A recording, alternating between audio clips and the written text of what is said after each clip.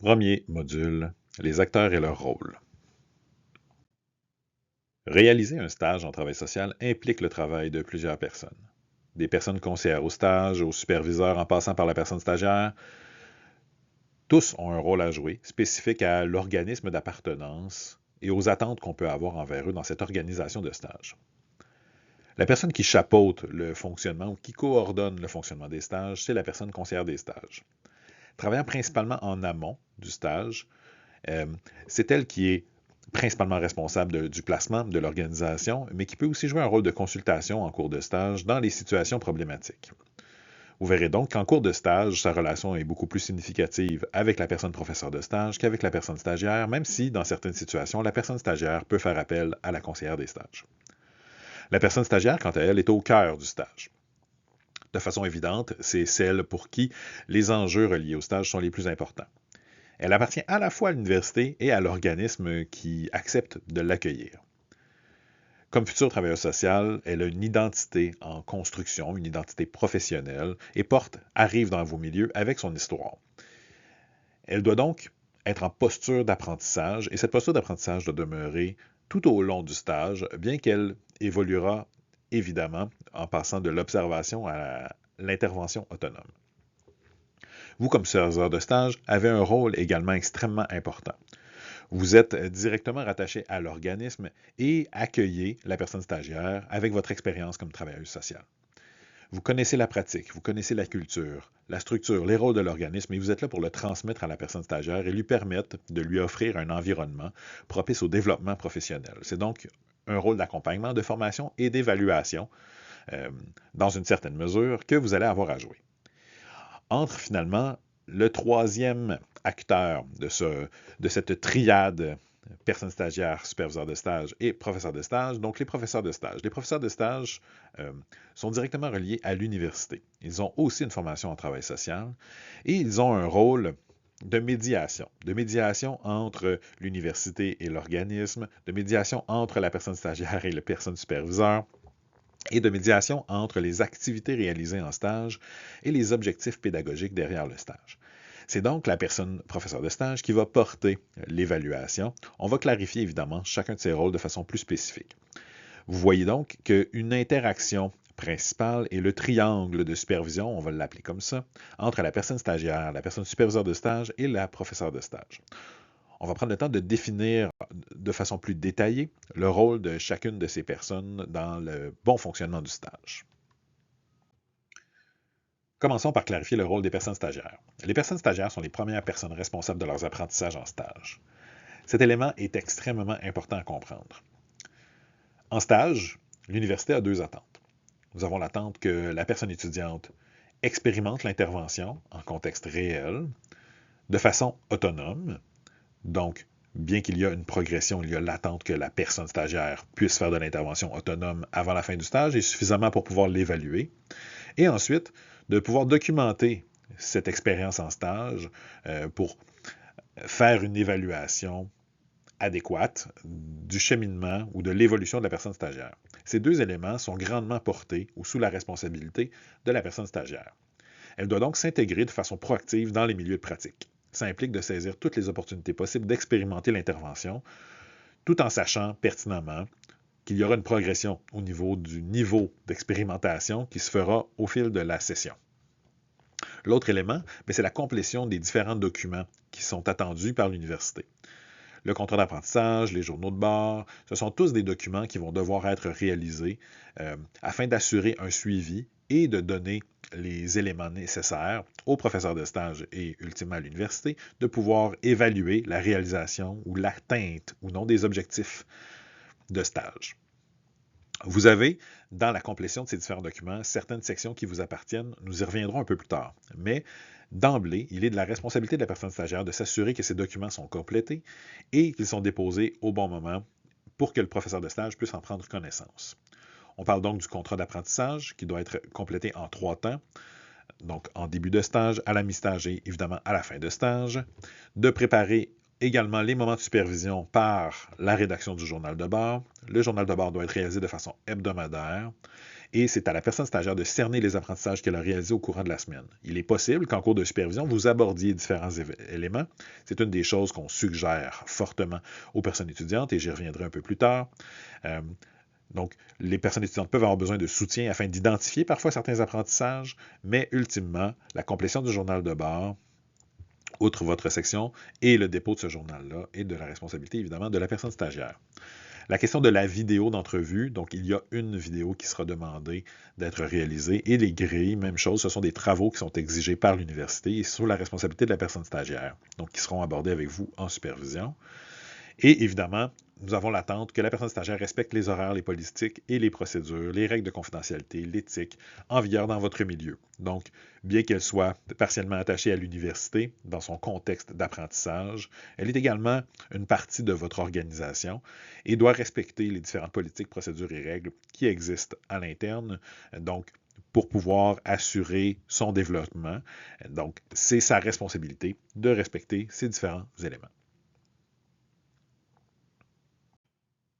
Parlons maintenant du rôle du professeur de stage. Le professeur de stage a un rôle qui chapeaute le stage, qui survole en fait et qui s'assure du bon déroulement du stage d'un point de vue de l'université. L'université, ce qui est important ultimement, c'est l'atteinte des objectifs d'apprentissage tels qu'inscrits dans le contrat d'apprentissage.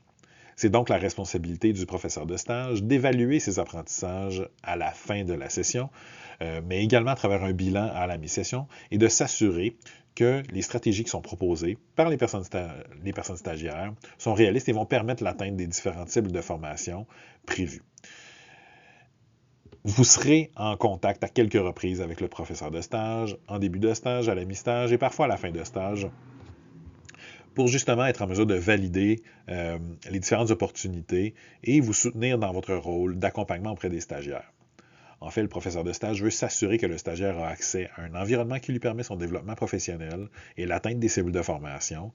Donc, c'est un outil ou une ressource que vous pouvez utiliser et qui est en mesure de répondre rapidement à vos questionnements. Si jamais il y avait certains questionnements, par exemple, autour de certaines cibles de formation, où vous pouvez vous questionner, il peut y avoir une certaine confusion sur la possibilité d'atteindre certains objectifs en fonction des milieux et des différentes pratiques. Dans les situations problématiques, évidemment, il faut rapidement aviser le professeur de stage qui a la responsabilité d'intervenir rapidement.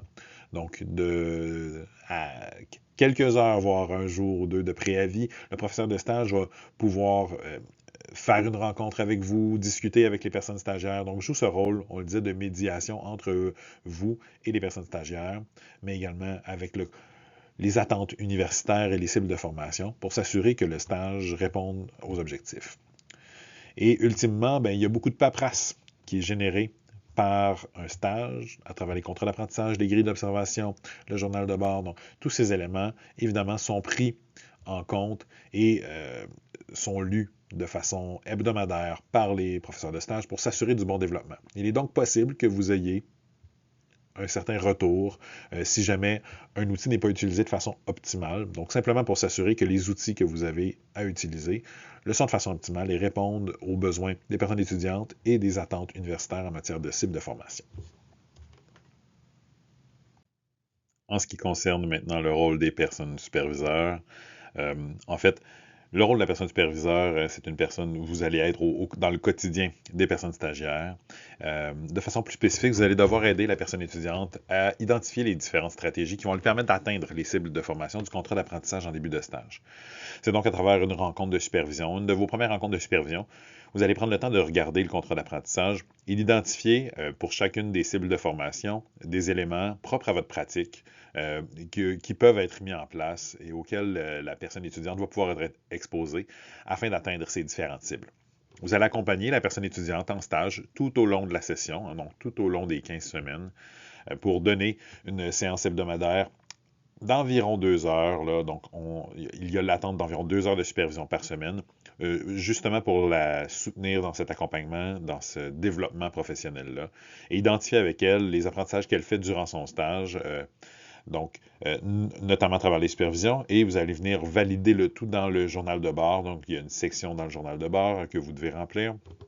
Vous allez faire cette rétroaction-là sur les apprentissages que la personne étudiante fait. Vous demeurez en contact avec la personne professeur de stage. On vient de parler du rôle de la personne professeur de stage. Donc, rapidement, vous l'avisez s'il y a des situations problématiques. Vous avez toujours le droit de l'aviser si ça va bien. Mais rapidement, si jamais vous identifiez des situations qui pourraient être problématiques, ne vous gênez surtout pas à faire signe au professeur de stage. C'est aussi votre responsabilité de vous assurer que tout se passe bien et que la personne stagiaire fait ce qu'elle a à faire également en stage. Finalement, bien, il y a des bilans qualitatifs. Donc, le contrat d'apprentissage, la complétion du contrat d'apprentissage implique une certaine évaluation de votre part aussi. Donc, vous allez faire un bilan qualitatif des différents apprentissages de la personne au milieu de stage et à la fin du stage.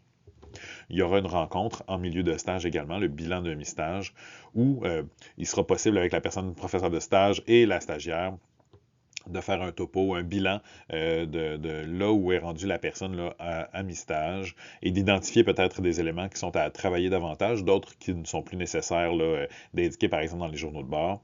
Donc, ce bilan qualitatif va vous permettre de supporter évidemment l'attribution d'une note ou d'un résultat au stage en fin de session. Vous allez avoir à commenter le journal de bord, je le disais précédemment, et également à analyser l'enregistrement vidéo qui sera fait. Donc, il y a une grille qui va être fournie, qui est fournie à cet effet. Et vous assurer que cette vidéo est détruite à la fin du stage, puisqu'il y a des règles de conservation très spécifiques afin de préserver la confidentialité.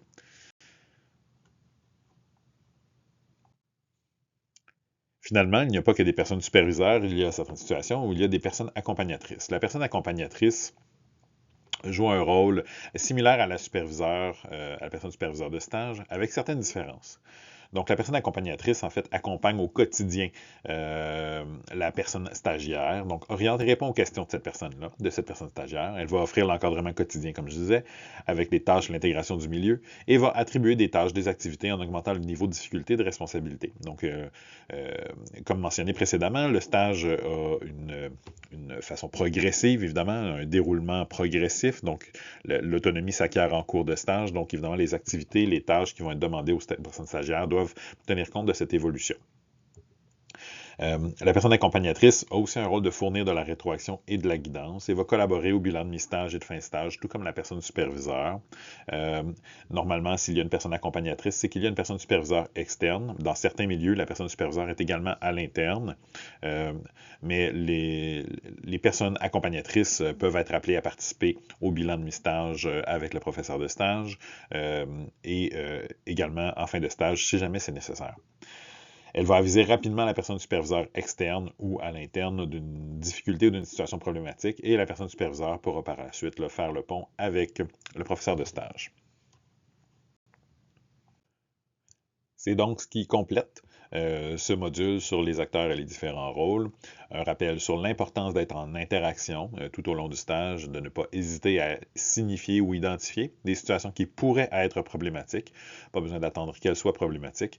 Et évidemment, d'assurer une communication fluide entre les différents acteurs va permettre la réalisation d'un stage qui devrait être satisfaisant tant pour les personnes stagiaires que vous comme personne superviseur.